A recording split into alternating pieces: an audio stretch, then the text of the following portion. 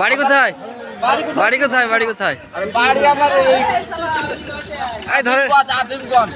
থানায় ফোন করবো। বাড়ি কোথায় তোর? ধরিলে চলো, ধরিলে চলো, চলো ধরিলে চলো, চায়ের দোকানে নিয়ে চলো, চায়ের দোকানে চলো। বসাও, ওকে বসাও,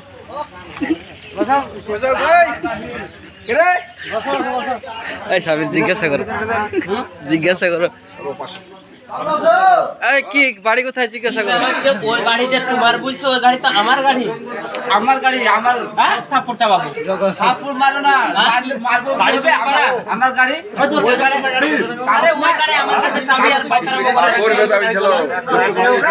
ওই গাড়ি তো আমার চাবি দাও। না না, কবে থেকে এই ব্যবসা করেছো? চুরির ব্যবসা। চুরির ব্যবসা আমরা ওরকম ছেড়ে লাই। মেন বিষয় শুনে নাও। বাড়ি কোথায় জিজ্ঞাসা করো, বাড়ি কোথায়? কথা বলো না, বাড়ি কোথায়?